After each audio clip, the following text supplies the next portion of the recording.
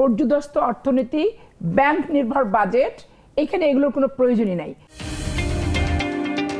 আসলে এমপি সাহেবদের যে লোকাল অফিসটা, মানে তাদের যে নির্বাচনী এলাকা, সেই অফিসটা কি কতখানি জরুরি, অফিসটা কি সরকারের খরচে হওয়া উচিত কিনা? ভাই, আমি সরকারের উপরে এই ব্যয় নির্বাহ কি করবে আমার কিনা? সারা জীবনের রাজনীতির যে অভিজ্ঞতা, এবং আমি 5 বছর পর পর যে সরকার তাহলে তার দুইটা অফিস হচ্ছে, কিন্তু একটা এলাকাতে এবং একটা এইখানে। হ্যাঁ, সরকার যেখানে আসে, এইটা আমি আমার সারা জীবনে আমার এইরকম কোনো অভিজ্ঞতা এবং এরকম কোনো দৃষ্টান্তই নাই।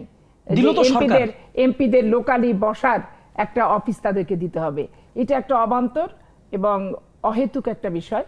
এবং সরকারকে আরো একটা রোষানলে ফেলা, এই ব্যাপক ব্যয়, তারপর ওখানে আপনি পিয়ন রাখবেন, পরিষ্কার করার জন্য ঝাড়ুদার রাখতে হবে, ওই গাড়ি দুদিন পর পর বলবে নষ্ট হয়েছে, ওই ড্রাইভার আবার আরেকটা ঝামেলা পাকাবে, চায়ের বিলের ব্যাপার আছে।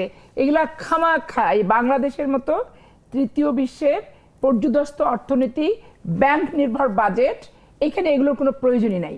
এখানে গণপ্রজাতন্ত্রী বাংলাদেশ সরকারের তারেক রহমান সাহেব যেটা করছেন, লাউ দিয়ে ডিম ভাজি দিয়ে ভাত খাওয়ায়, সম্পাদকদেরকে যে আমন্ত্রণ দিয়ে আবার ওনাদেরকে আপ্যায়ন করে বিদায় দিচ্ছেন, এরকম কিস্রতা সাধন করে বাংলাদেশের বিনিয়োগ কিসে বাড়বে, ব্যয় কিসে কমবে, এবং আপনার সার্বিক যে অর্থনৈতিক সমস্যাগুলো ঐক্যমতের ভিত্তিতে, শুধু এমপি সরকারি বিরোধী না, বাংলাদেশের অনেক নামকরা অর্থনীতিবিদ আছেন যাদের সাথে আলোচনা করে ক্রাইসিস ফেস করাটাই হচ্ছে জাতির ঐকান্তিক কামনা, বাসনা, প্রত্যাশা, সেটাই পূরণ করা উচিত বলে আমার ব্যক্তিগত অভিমত।